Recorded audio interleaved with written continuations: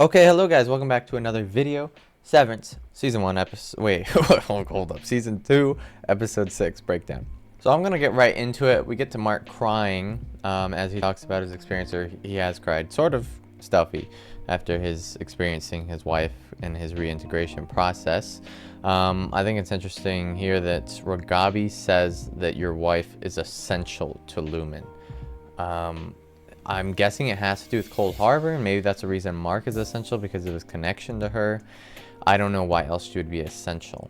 And then he gets to talk about the fact that bargaining is one of the stages of grief, and that for him, it might actually happen. It's a great setup for the episode, but after this we go right to Dylan, who talks about the directions that he found on the back of the poster to O&D. Or from O&D to the exports hall, the directions that he found. We don't really get much, we don't get actually anything about that after, but he can't explain why he left it there. They ask him why he left it there instead of brought it with him, but we know that it's because it's the family suite, the family privileges that would be taken away from him if he got in trouble. So it's working. And then we get Mark's reintegration affecting him when he's in the kitchenette area and he thinks he's at home, his Audi's home. Then we after the intro, we go to Milchek with a face of contemplation.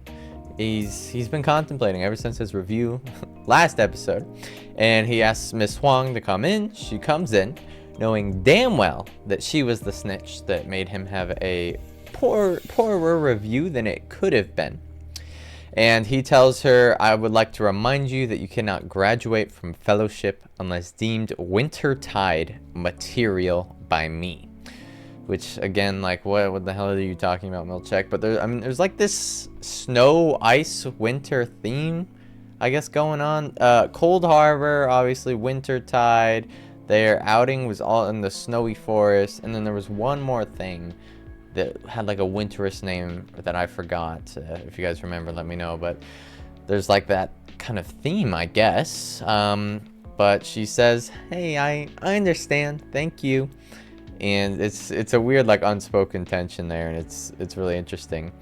And then we go back to Milchek after she's left, who's sad. He's been more sad this season. Like, we always see him, last season we always saw him with his little smile. I don't know if he was happy with that smile, but I thought he was. But this season we've actually gotten more into the depth of Milchek, and we don't normally see him this sad, but it's been more common. Then we go to Mark and Helly, who talk in a stall. Mark tells her that Milchek tried to stop him from the elevator, and then about making love with Helena. And then, as, like, you know, her reaction to this, the lens focuses in on Helly, which is great. Kind of like, hey viewers, focus on what Helly's feeling right now. Helly's having the reaction right now. Mark's just yapping. But she leaves, says she wants to go for a walk. And we get a cool frame where Helly walks into frame after she starts in the frame cut off. And I always love the shots like this, that in this show, that Severance does. Like, no other show really does this, where it just cuts off characters off the screen, because you're not really supposed to in, you know, the filmmaking industry. That's kind of what's the word, taboo? I don't know, maybe you're just not supposed to leave the actor out of the frame. But Severance, it adds to its aura. And she takes her heels off because she thinks of Helena as like her dresser, I guess. Like, she's like, Helly pictures herself as the baby being dressed by her parent or something, and she doesn't like that she didn't get to choose these shoes, that Helena dressed her in these shoes. And then we get a Milchek looking at the paper clips with a new mindset to not do back to front, but to do front to back. And we then cut to a close-up of Dylan's wife, which is y'all let me know if you were jump scared by this. I actually was pretty scared when a face appeared on the screen, because that was just not at all what was going on with Milchek's scene. But she says she sometimes wonders if Dylan's not happy, and then he says, I want to hear all about our offspring, and I want to stare at your face because that is enjoyable. Little weird, and it's kind of a weird dynamic, because it almost feels like she's cheating on her husband with him, even though they're the same person. And they say, hey, let's get a hug, and they go bit by bit and get closer and do a weird little hug. And then the question here that we have to pose that I think we already know the answer to is Gretchen falling in love with Dylan's innie more than his outie? And I think the answer is yes, especially later in the episode when she does not tell her outie, her actual husband, that she met with him and kissed him, which we'll talk about that in a second, where she does indeed kiss the innie and does not tell her outie about it. It is almost like she's cheating, and I'll talk about it more later in the episode, but Severance is just so smart to do the show like this, where they think of interesting dynamics that would not be possible in other shows, that are possible in this show only. Like the whole situation with her dating or being married to her husband, but liking her other husband more. It's interesting dynamics, and the show's done that perfectly and taking advantage of the gold they've struck. Then we go to Helly sitting in a corner, and at the same time we go to Mark slumped at his desk, and then Dylan and Gretchen kiss, and we go to Helly picturing her kiss with Mark, the first kiss in the elevator, season 1 episode 8. They go down the hall. Mark and Helly both decide to go down the hall to look for each other. They find each other right there. And she comes to the conclusion that Mark wanted to do it with her, and that's good enough for her. That Mark still thought it was her, wanted to do that with her. And she's mad at Helena. The fact that she dresses her, as I said, and that she controls everything. And she wants to regain control. She wants to stop... wait, what the hell is the word? Stop dwelling. There it is. Dwelling on the past that Helena took over, but wants her own experience with Mark. And Mark gets 2 different Hellys in the same week, I guess. Sure, that's a good thing, maybe. And we got a Milchek, who's been doing paper clips so long that there's more light in that room. And also his hand is shaking, literally shaking. And then he uses less words in the mirror, and he practices using the phrase he said earlier to Miss Huang, and tries to dumb it down until he dumbs it all the way down until he's just saying grow into the mirror over and over again. And that would be a hilarious scene, just out of context. You just send that to someone, just him saying grow to himself angrily in the mirror. Grow. But yeah, Milchek's starting to lose it, and I'm kind of here for it. Then we go to Mark, who starts to get a nosebleed while he's kissing Helly. This is after they've done it. And he goes to Miss Huang, which I guess is like going to the nurse's office. And she says that the 7th floor is at a consistent 45% humidity. So I can't believe this happened to you. Do you want petroleum jelly in your nostrils? He denies. And she asks about hallucinations and visions, and he doesn't answer truthfully by saying no, because we saw the vision earlier in the episode. And then Lumen, there's a Lumen branded blood pressure reading, what's it called? Arm ramp, machine thing that's pumped on his arm that's Lumen brand. I think that's worth noting. And Mark gets a crossover memory, is what Ragabi calls it, and she says that it was a recent one, which is we cut right to his outie, who was having the vision of the scene we saw right now. Another thing only like Severance can do. But she says he'll feel the gaps in time, just like we are with suddenly going to the outie. And she says we need to flush the chip with the hole already in your head, and starts touching his damn hole. Then we go to Irving, who's going to dinner with Bert and Fields. He combs his nice little mustache in the car, and then goes to the door with Bert in all black, kind of looking like the Emperor. And I'm sorry, I mean, that's a little mean, right? But I'm not kidding. That was my first thought. And then I focused on the scene, you know. But let's talk about this new setting, because we get a new setting. You know, the set is always important in this show. But for one, y'all let me know if you find anything of note. But there is this painting of Santa from Wish, if he went bald and lost all his Christmas cheer. I think that's the best way to describe it, because I don't really know how else to. I could just say a guy with a white, weird beard mustache, but that's too lazy, or that's too boring. That's the word. And then there's this shot here, and I have to ask, do they have 3 ovens, or do those drawers just open weird? Or are they just drawers? I don't know. Because to me, this shot right here, it's kind of on like the island. That's not where Fields is. Where there are 3 things, and I think they're all oven doors. So they might have 3 ovens.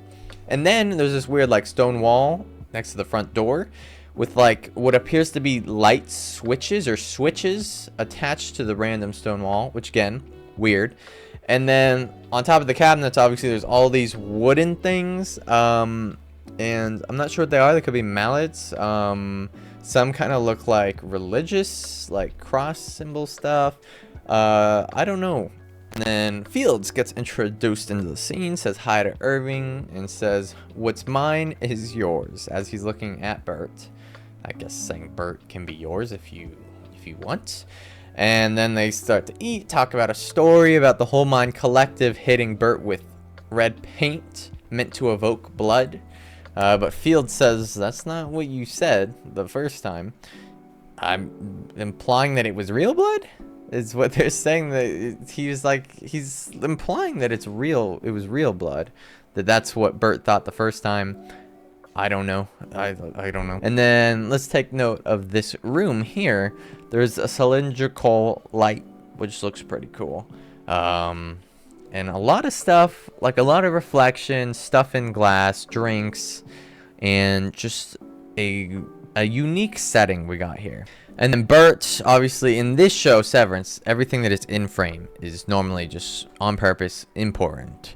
And we got Bert in frame with the fireplace behind him, which is interesting because this conversation that he begins to bring up is that he thinks that he's going to hell. He just thinks that's guaranteed. And there's fire burning behind him, which I think is on purpose symbolism.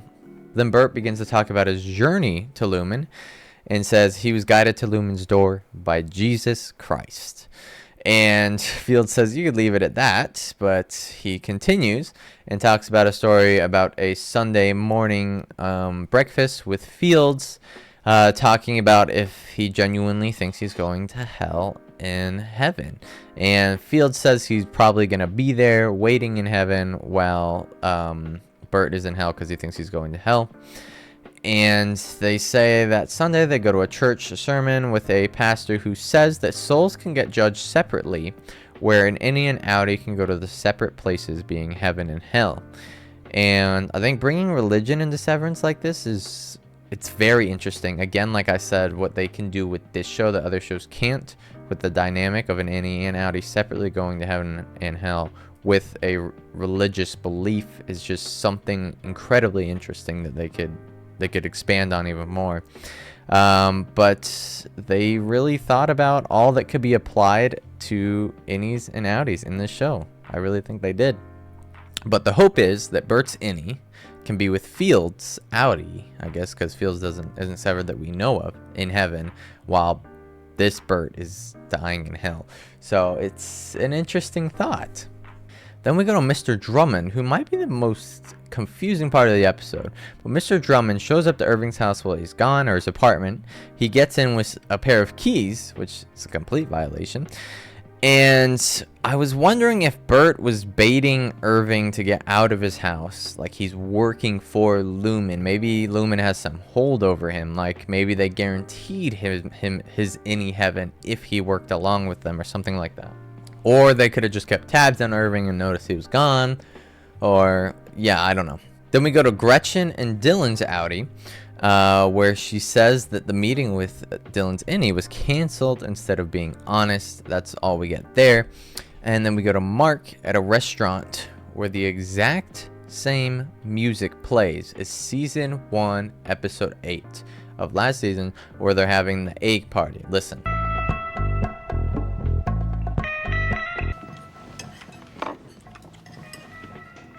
I feel like that's not the director, whoever chose the music supervisor. I don't think that's them being lazy, adding in like reused music. I think it's just, I don't know what it is then. I don't know. I don't think it's lazy. This show's not lazy. They purposely kept the same song that Lumen had played for them. So there's got to be some connection with this restaurant and Lumen. Maybe Lumen owns it. Maybe it's one of the Egan restaurants like the other ones were. But Mark's Audi, Mark, is eating here a lot of food with his reintegration, and he sees Helena sit down at a booth in front of him, and they exchange some weird looks of recognition of each other. She walks up to him, calls him Mark Scout, and says, I've seen you around work. I've seen your name. And he says that he knows who she is, which is interesting. I guess we didn't know that for sure, but Mark's Audi does know who Helena is in this world. He knows she's Helena Eakin. And I'm guessing she was not authorized to hang out with him like this. I'm guessing this was of her own volition. But she starts flirting. I guess she's she's missing Mark. He must have performed well. But anyways, she says, I know you've been through so much with losing Hannah. And it's obviously Gemma. He corrects her, and she's like, oh, yes, Gemma. And the confidence in which she said Hannah in the drop of the name, I wonder if this is what they call her at Lumen. Like Miss Casey. They call her Miss Casey, but maybe they call her Hannah Casey. Or her code name in Cold Harbor is Hannah. I don't know. It felt like that's some sort of identification that they use at Lumen. And then there's some weird stares. They exchange. She asks, what is it? And he leaves in a hurry. They explain this in the after credits, but basically this is Mark realizing that, hey, I'm going to take the step. Like, they must be onto me. Lumen must be onto me. They sent Helena. They're spying on me. I need to get home and do that reintegration ASAP. Then we go to Mr. Drummond, who finds Irving's briefcase that Irving's Innie found in the finale of last season. And this page, you can pause and look at the pages yourself, but this says Severance date 11-19- and then nothing to follow that. This message says, then the car crash, May 2007, fractured left hand, lawsuit with the city, RE stop sign replacement. Did the settlement lead to severance, question mark? That's a note Irving's Audi made. And this page with similar stuff and names with Bert on here and a dash near Green, Michael Green with an N. And it's weird he has an N because people are normally just defined with their first and last names at Lumen, like Bert G or whatever. So to have an N in the middle of that, just it might mean nothing. It might mean nothing. But there's some dashes under some certain letters here, and I wonder if it makes a code, because we don't have the complete code if it does, because right now it makes like KOAS or something, which means nothing right now. And then Mr. Drummond sees Bert's address in focus, and we get nothing else with it. It's very strange. This is just a puzzling scene for me, and if you guys have any theories, that would be helpful. And then we go to Bert and Fields and Irving talking at dinner. And Bert's like, hey, I worked at Lumen 10 years ago. And Fields says it was 20. It's a weird connection. He's like, no, it was 10. It was 20. And he's like, oh, that obviously wouldn't make sense. The severed office Severance started 12 years ago, the severed office. So that makes no sense that if you were working at Lumen 20 years ago, and that's just a weird discrepancy. But he explains that that's when Bert was having drinks with his Lumen partner. Also interesting. And then Bert's like, maybe that's enough of that.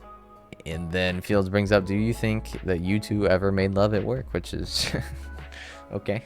Like, that's a weird thing to bring up. Maybe it's the alcohol talking. But Fields believes that their Innies deserved beautiful love with each other. That's nice. Then we go to Mark, who goes to the basement with Rogabi. He wants to get his chip flushed tonight, suddenly, now that with his talk with Helena. And Rogabi starts cutting his head open and messing around in there. And I'm gonna be honest, if there was something of use in this scene, I was not looking. I was looking on and off. It was I couldn't watch. But she finds the chip in his brain.